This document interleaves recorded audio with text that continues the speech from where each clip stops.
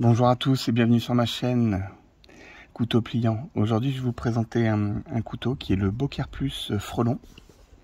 Donc c'est un couteau qui est conçu par Raphaël Durand, un coutelier français qui est très connu, très reconnu dans le milieu et qui a fait un partenariat avec Beaucaire Plus pour sortir un couteau. Il y a plusieurs modèles, il y a plusieurs versions qu'il a dessinées pour la marque Beaucaire et notamment le Frelon.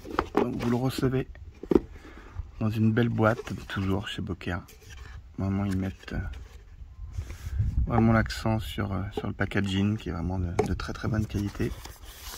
Et avec une pochette. Donc là, je l'ai remis dans les conditions de réception. Une belle pochette Beaucaire où dedans vous avez des petits papiers de documentation, voilà, en espagnol, en français.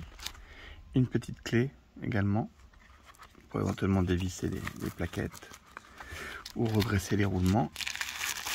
Et voilà, un petit étui, petite pochette. Hop. Ah, donc c'est vrai que les pochettes Beaucaire comme ça sont vraiment de très bonne qualité. Bien épaisse, il y a la place pour mettre au moins 2 couteaux. Donc c'est vraiment sympa. Voilà, donc le Frelon, voici le couteau.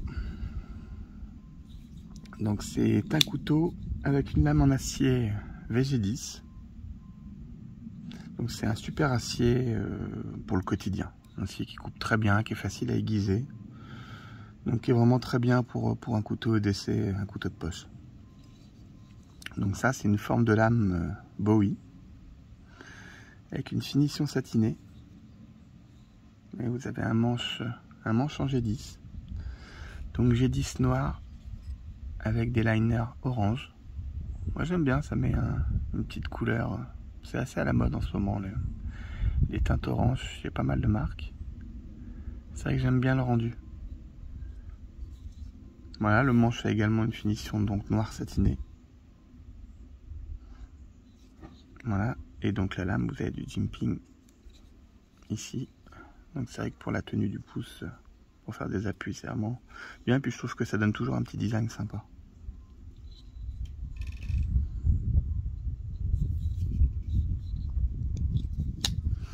Donc c'est un système de blocage de lame. Donc en backlock, vous voyez, avec un verrouillage à pompe en fait, ici, qui permet, quand la lame est bloquée et qu'on veut la déverrouiller, on appuie. Donc en fait je l'ai démonté, j'ai mis des photos sur Instagram, donc vous pouvez les retrouver sur mon Instagram si vous le souhaitez. En fait c'est simple sur ce modèle, donc il y a une petite platine donc, en G10 ici avec un ressort, et en fait quand on appuie, le ressort vient ça vient compresser le ressort, et donc ça lève la partie d'ici. Voilà, et ce qui permet d'ouvrir et de refermer le couteau. Donc le ressort, vous voyez, on appuie. Un petit peu comme sur un système à cran forcé, le ressort est bloqué, mais on ne peut pas le débloquer manuellement. Il faut appuyer justement sur la pompe arrière, ce qui permet de débloquer le ressort ici. Donc c'est un couteau qui a une longueur ouverte de 19,3 cm pour une longueur fermée de 11,1 précisément. Vous avez une lame de 8,2 et une épaisseur de 3,9. Donc c'est une lame qui est vraiment très épaisse. Vous avez le contre-tranchant qui est poli ici. Moi j'aime bien, ça donne vraiment un style sympa. Alors pour que ceux qui connaissent le travail de Raphaël Durand, on trouve bien son design. Hein. Ces couteaux, ces différents modèles ont toujours un petit peu cette forme-là, avec une forme de lame comme ça, Bowie, typique de ces modèles. J'aime vraiment beaucoup. Très sympa comme petit couteau de poche. Très agréable en main. Alors pour des grosses mains, ça serait plus un 3 doigts. Moi j'arrive à caler le 4e ici. Des mains de taille classique, vous mettez les 4, vous mettez la totalité. Ça reste un couteau qui est dans les tailles voilà, qui sont simples à avoir en poche. Il fait un poids de 109 grammes, donc ça reste quelque chose quand même d'assez léger. Donc il est vendu normalement avec une paracorde noire qui est ici, que j'ai coupé. Moi je suis pas très fan sur certains modèles. Sur celui-ci je trouvais pas ça terrible, donc je l'ai enlevé. Vous voyez, si vous voulez une petite idée de taille par rapport à des modèles plutôt connus, par rapport à un Benchmade 551, et on va avoir à peu près la même longueur de tranchant. Et si on les aligne sur le tranchant, c'est à peu près similaire, ou même un Tenacious, qui est quand même le concurrent du Benchmade. Et on reste quand même sur un tranchant. Bon, sur le Tenacious, le tranchant est un peu plus important, mais on reste sur une lame quand même très proche au niveau de la longueur.